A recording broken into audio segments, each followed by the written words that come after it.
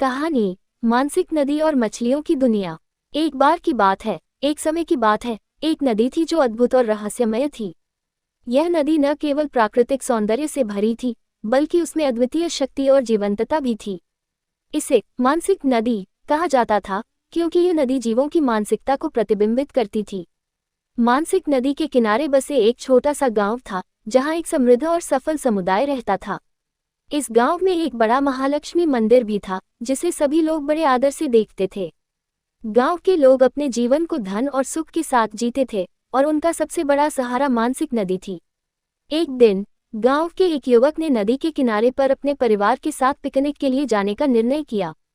वह अपने पिता, माँ और छोटी बहन के साथ नदी की ओर चला गया। जब वे वहां पहुंचे तो वे देखा कि नदी में कुछ विचित्र हो रहा है। मछलियों का समूह आपस में बातचीत कर रहा था और वे सभी एक साथ नाच रहे थे। युवक ने देखा कि इस अद्भुत दृश्य का कारण एक चमत्कारी चिंगारी था, जो नदी में गिरी हुई थी। चमत्कारी चिंगारी ने मछलियों को जीवन दिया था और वे सभी अब खुशी और उत्साह में भरे हुए थे। उस दिन से युवक ने नदी के बारे में और भी अधिक जानने का निर्णय किया। उसने अपने परिवार को अपने योग्य बनाने के लिए उपकरण और संसाधनों की प्राप्ति की और एक नदी संरक्षण समिति का गठन किया। इस प्रयास के फलस्वरूप नदी के किनारे पर एक बड़ा और सुंदर बाग बनाया गया, जो लोगों को आकर्षित करने लगा। इसके अलावा नदी की सफाई और संरक्षण की शिक्षा भी दी गई। युवक के नेतृत्व में गांव के लोग नदी की संरक्षण में अपना योगदान देने लगे। उन्होंने पेड़ लगाने की अभियान चलाया, नदी की सफाई करने का कार्य किया और मछलियों के लिए स्थायी और सुरक्षित आवास प्रदान किया। नदी के संरक्षण के साथ साथ गांव के लोगों के जीवन में भी सकारात्मक परिवर्तन आया। वे अब अपने साथीदारों और प्राकृतिक संसाधनों का सही उपयोग करके अधिक समृद्ध हो रहे थे। ऐसे में मानसिक नदी और उसकी मछलियां न तो सिर्फ नदी के आसपास के जीवन को प्रेरित करती थीं, बल्कि लोगों के दिलों में एक नई उम्मीद और अद्भुतता की भावना को भी जगा देती थीं। इसी तरह नदी और उसकी मछलियों की दुनिया ने गांव के लोगों को साथ मिलकर अपने प्राकृतिक संसाधनों की संरक्षण की महत्ता को समझाया, और इससे न केवल नदी की खूबसूरती बढ़ी, बल्कि लोगों की जीवन गुणवत्ता में भी वृद्धि हुई। ये थी मानसिक नदी और मछलियों की कहानी, जो हमें ये सिखाती है कि प्राकृतिक संसाधनों की संरक्षण की महत्ता क्या है और कैसे हम सभी इसमें अपना योगदान दे सकते हैं। कहानी 5 दोस्त और एक दुश्मन। एक बार की बात है, एक छोटे से गांव में पंचवे पर्वत पर एक छोटी सी झील थी। वहां पर 5 अद्भुत दोस्त रहते थे, एक खरगोश, एक भालू, एक मेंढ, एक बिल्ली और एक गाय। इन सभी के बीच में गहरी दोस्ती थी। ये कहानी एक गधे के बारे में है, जो इन 5 दोस्तों का दुश्मन था। गधा बहुत ही दुष्ट था। वह हमेशा उनकी खुशियों को बिगाड़ने की कोशिश करता था। उसका लक्ष्य था कि वह उनकी स्नेही गैर मित्रता को तोड़ दे। पहले भी गधे ने कई कोशिशें की थी, लेकिन 5 दोस्तों की दोस्ती इतनी मजबूत थी कि वह कभी भी नहीं टूटी। यह उसे बहुत नाराज कर देता था। एक दिन गधे ने एक षड्यंत्र रचा। उसने एक बड़े सांप को झील में छोड़ दिया, जानते हुए कि यह सांप 5 दोस्तों के लिए खतरा है। सांप ने झील के चारों ओर अपना विलीन जाल बिछा दिया। जब उसने देखा कि 5 दोस्त झील में आ रहे हैं, तो वह अपनी जाल को उनके चारों ओर खींच लिया। भालू, खरगोश, मेंढ, बिल्ली और गाय सभी अचानक एक साथ फंस गए। वे बाहर निकलने की कोशिश करते थे, लेकिन सांप का जाल बहुत मजबूत था। तब अचानक गधा आया और सांप के पास खड़ा हो गया। हाँ, अब तुम गए, मेरा ये प्लान कामयाब हो गया, गधा बोला। परंतु बिल्ली ने सोचा, हमें कुछ करना होगा, हमें इस सांप को खत्म करना होगा, तभी हम बाहर निकल सकेंगे। उसके बाद छोटे से छोटे साथ में वे सभी एक साथ मिलकर काम करने लगे। भालू ने अपने ताकतवर शिकारी दांतों से सांप को पकड़ा, जबकि खरगोश ने उसकी ध्वनि सुन ली और उसको उल्टा दिया। मेंढ ने अपने तेज दौड़ने के कौशल से उसे पीछे धकेला, जबकि गाय ने अपनी ताकत का उपयोग किया और सांप को चढ़ाया। अंततः बिल्ली ने अपनी चालाकी से सांप को जाल में फंसा दिया। इसके बाद 5 दोस्त सबको एक साथ काम करने की महत्वता सिखा दी। उनका दोस्ताना साथ मिलकर उन्हें अपने दुश्मनों के सामने अधिक मजबूत बनाता था। गधा ने अपने षड्यंत्र की सजाया भुगतने के बाद वह उन्हें कभी भी परेशान नहीं कर सका। उनकी दोस्ती और एकजुटता ने उन्हें हमेशा अपने दुश्मनों के सामने विजयी बनाया। इस कहानी से हमें ये सीखने को मिलता है कि साथ मिलकर काम करने से हम अपने लक्ष्य को हमेशा हासिल कर सकते हैं, चाहे हमारे सामने कितना भी बड़ा दुश्मन क्यों ना हो। ये हमें एक दूसरे के साथ दोस्ती और साथीता की महत्वता को समझाता है। एक समय की बात है, एक समृद्ध राज्य में एक साहसी राजा रहता था जिसका नाम राजकुमार विक्रम था। उनकी एकमात्र संतान एक सुंदरी राजकुमारी नाम धर्मिष्ठा थी। वे दोनों बहुत प्रेम से बंधे थे और राजकुमार विक्रम ने अपनी बेटी के लिए सब कुछ करने का वादा किया था। एक दिन राज्य के पास एक अजीब महल दिखाई दिया जो कभी भी किसी के नहीं दिखाई दिया था। राजकुमार विक्रम ने अपने सैनिकों को उस महल का अन्वेषण करने के लिए भेजा, लेकिन वे सभी वापस नहीं लौटे। राजा बहुत चिंतित हो गए और उन्होंने धर्मिष्ठा से यह सोचने को कहा कि क्या वह उस महल का अन्वेषण करने के लिए तैयार है। धर्मिष्ठा ने राजा के साथ महल की खोज की और वहां पहुंचकर उन्होंने एक अनोखा दृश्य देखा। एक युवती एकांत में खड़ी थी और उसकी खूबसूरती का वर्णन नहीं किया जा सकता था। धर्मिष्ठा ने उस युवती से मिलने का निर्णय किया जो राजा विक्रम की सेना ने महल के अंदर बंद किया हुआ था। धर्मिष्ठा और वह युवती जिसका नाम विद्याधरा था एक दूसरे से प्यार में गिर गए, लेकिन उन्हें नहीं पता था कि विद्याधरा वास्तव में एक शत्रु राजा के था। कुछ समय बाद राजा ने धर्मिष्ठा को उसकी विवाह संबंधित योजना के बारे में सूचित किया। धर्मिष्ठा को अपने पिता के आदेश का पालन करना था, लेकिन उसका दिल सिर्फ विद्याधरा के लिए धड़क रहा था। विद्याधरा भी धर्मिष्ठा के प्रेम को महसूस कर रही थी, लेकिन उसका कर्तव्य उसे राजा के खिलाफ खड़े होने से रोक रहा था। क्या धर्मिष्ठा और विद्याधरा का प्यार उनके बीच के तनाव को दूर करने में कामयाब होगा, या राजा की योजना उनके प्यार को अस्तित्व से मिटा देगी? ये सब कुछ जानने के लिए इस कहानी को आगे बढ़ाते हैं। राजकुमार विक्रम की चिंता बढ़ती चली गई जब धर्मिष्ठा ने उसे अपने प्यार के बारे में बताया। विक्रम ने धर्मिष्ठा की इच्छाओं को ध्यान में रखते हुए उन्हें सुना, लेकिन उन्होंने उन्हें स्पष्ट किया कि विद्याधरा उनके शत्रु राजा की संतान है। धर्मिष्ठा की दिलचस्पी में एक उलझन थी। वह अपने पिता के प्यार के साथ उसके स्वार्थ और अपने प्यार के बीच फंस गई थी। वह नहीं चाहती थी कि उसके प्यार के लिए राजकुमार विक्रम का खोया जाए, लेकिन वह भी विद्याधरा को छोड़ने के लिए तैयार नहीं थी। विद्याधरा भी उसी दिलचस्पी में उलझी हुई थी। उसे पता था कि उसके पिता का राजकुमार विक्रम के साथ विरोध था, लेकिन उसके दिल में धर्मिष्ठा के प्रति प्यार था। इस तरह धर्मिष्ठा और विद्याधरा अपने प्रेम के बावजूद एक दूसरे से दूर हो गए। राजकुमार विक्रम ने अपने लिए एक धार्मिक और उपयुक्त राजकुमारी का चयन करने का निर्णय किया जो उसके राज्य के हित में था। दूसरी ओर विद्याधरा को अपने पिता के साथ राजकुमारी के निकाह के लिए तैयार कर दिया गया।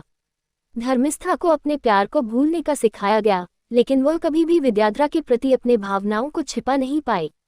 समय बीतता गया और राजकुमार विक्रम का राज्य और विद्याधरा के पिता का राज्य महत्वपूर्ण संघर्ष में आ गया। दोनों राजा अपने राज्य की रक्षा के लिए लड़ रहे थे, लेकिन उनकी स्नेहभावना और प्यार का असर हर जगह महसूस हो रहा था। एक दिन विद्याधरा ने अपने पिता से कहा कि वह धर्मिष्ठा से प्यार करती है, और उसके पिता ने भी यह स्वीकार कर लिया कि उसका बेटा भी धर्मिष्ठा के प्यार में गिरा है। उन्होंने समझौता किया कि उन्हें राज्यों के बीच समझौता करना चाहिए, जिससे दोनों परिवारों के बीच सुलह हो सके। धर्मिष्ठा और विद्याधरा के प्यार को अंततः राजकुमार विक्रम और विद्याधरा के पिता ने स्वीकार किया और उनकी शादी का आयोजन किया।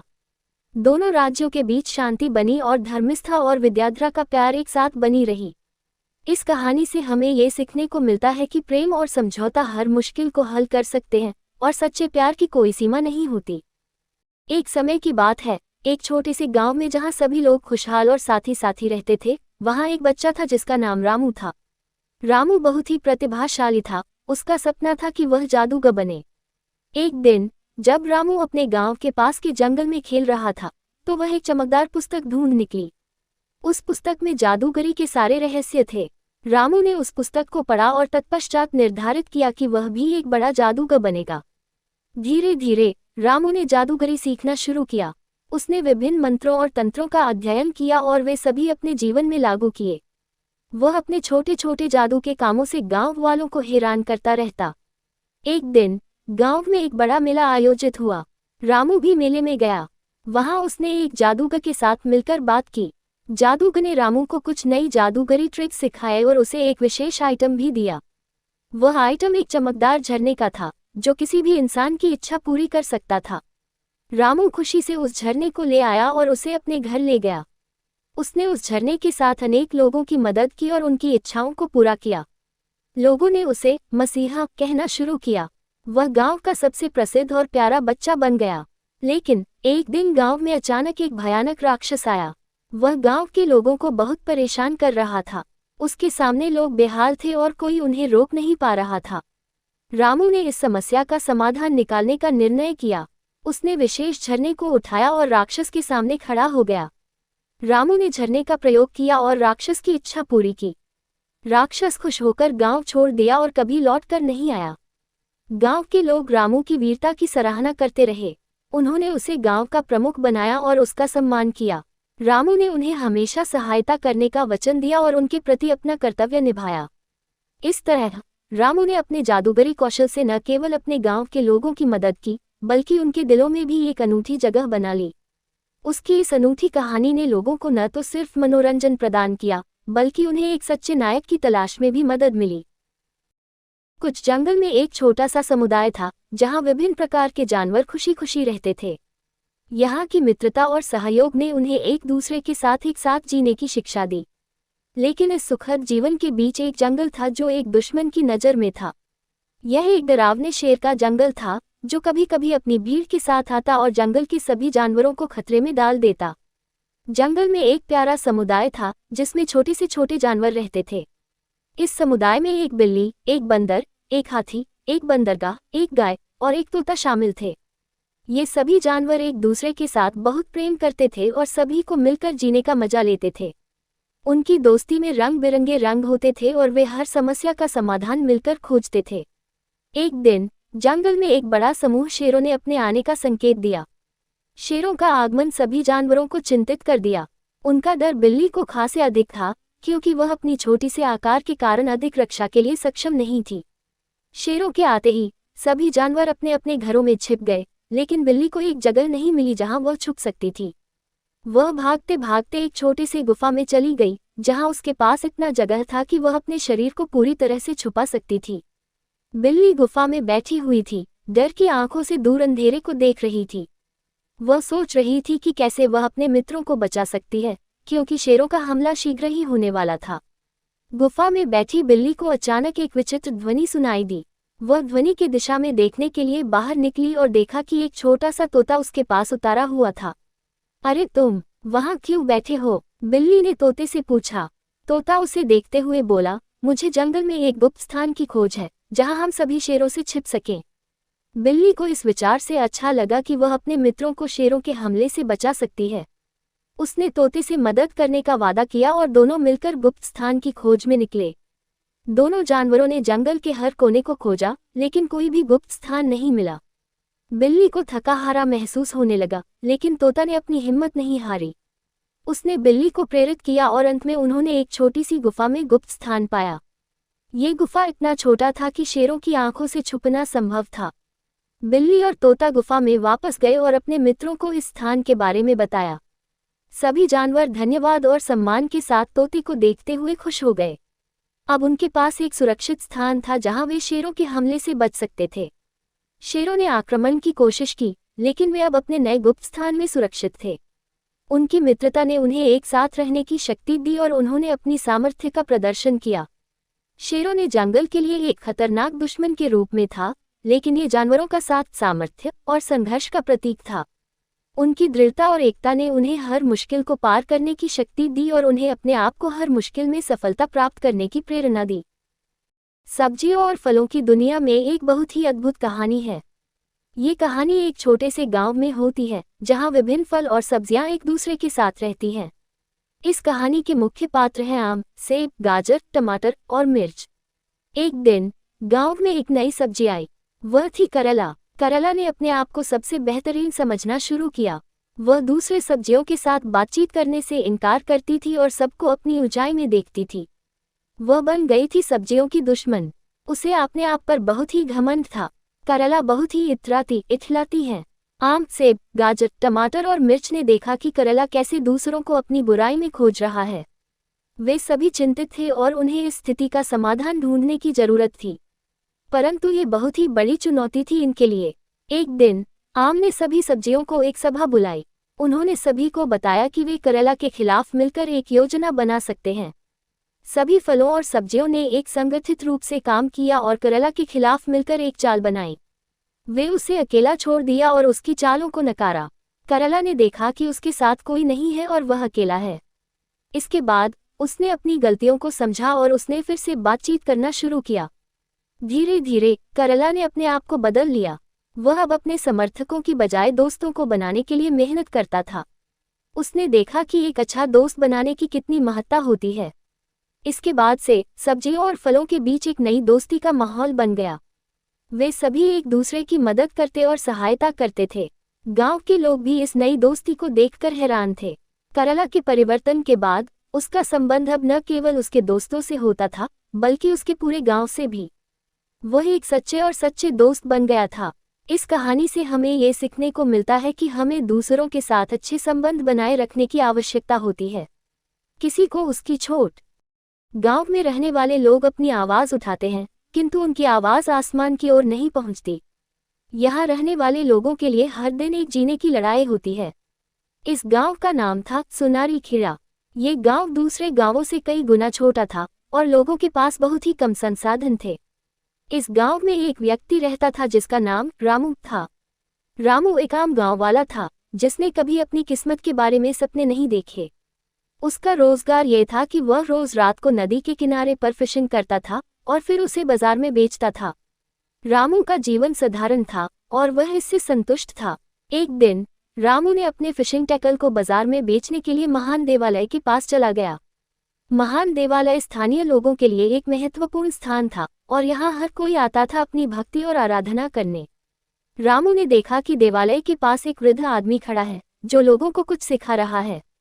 रामू ने ध्यान दिया और समझा कि वह ध्यान देने के लायक हो सकता है। भगवान आपको खुश रखे, रामू ने कहा। धन्यवाद बेटा, क्या आपने कभी ध्यान का प्रयास किया है? वृद्ध आदमी ने पूछा। नहीं, मैंने कभी ऐसा नहीं किया, रामू ने कहा। ध्यान आपके जीवन में एक नया आयाम ला सकता है बेटा। यह आपको सकारात्मकता और आत्मविश्वास देगा, वृद्ध आदमी ने उत्तर दिया। रामू ने सोचा कि क्यों न एक बार कोशिश करें। उसने वृद्ध आदमी के साथ ध्यान करने का निर्णय किया। ध्यान करते समय रामू ने अपने आप को अधिक शांत और समय का अनुभव किया। उसने एक नया आदर्श देखा, एक नया जीवन जीने का तरीका। उसने ध्यान में एक पारंपरिक तरीके से सकारात्मकता का अनुभव किया जो उसे पहले कभी नहीं मिला था। ध्यान करने के बाद रामू अपने जीवन में सकारात्मक परिवर्तन महसूस करने लगा। उसने अब अपने जीवन के प्रति एक नई दृष्टि प्राप्त की। वह अब अपने काम को ध्यान से और उत्साह से करता था। उसने अपने जीवन में सफलता के लिए नए लक्ष्य बनाए और उन्हें हासिल करने के लिए प्रतिबद्ध हो गया। इस प्रकार रामू ने ध्यान के माध्यम से अपने जीवन को पुनः उद्घाटित किया और उसने अपने गांव के लोगों को भी ध्यान के महत्व के बारे में शिक्षा देना शुरू किया। धीरे धीरे गांव के लोगों में भी ध्यान के प्रति उत्साह बढ़ा। महान देवालय में रामू की इस बदलाव की खबर फैल गई। पुजारी ने रामू को बुलाया और उससे बातचीत की। रामू, तुमने जो परिवर्तन किया है वह अद्भुत है, पुजारी ने कहा। मैं चाहता हूं कि तुम मेरे साथ रहो और लोगों को ध्यान की शिक्षा दो। रामू ने स्वीकार किया और उसने महान देवालय में ध्यान केंद्र स्थापित किया। वह लोगों को ध्यान के लाभ के बारे में शिक्षा देता और उन्हें ध्यान करने के तरीके सिखाता। धीरे धीरे गांव के लोगों में ध्यान का आदान प्रदान बढ़ने लगा। लोग अब अपने जीवन में ध्यान को एक महत्वपूर्ण भाग मानने लगे। उन्होंने ध्यान के माध्यम से अपने जीवन को सकारात्मकता और आनंद से भर दिया। साथ ही महान देवालय की भीड़ भी बढ़ी। लोग अब अपनी भक्ति को महान देवालय में अधिक समय देने लगे। महान देवालय एक ऐसा स्थान बन गया जहां लोग अपनी आत्मा को शुद्ध करने के लिए जाते थे। रामू की इस क्रांति ने गांव के लोगों के जीवन में सकारात्मक परिवर्तन ला दिया। उन्होंने ध्यान के माध्यम से एक नया जीवन जीने का तरीका सीखा और उन्हें सफलता और खुशी की दिशा में आगे बढ़ने की प्रेरणा दी। समय बीतता रहा और ध्यान का अभ्यास गांव के लोगों के जीवन का अभिन्न हिस्सा बन गया।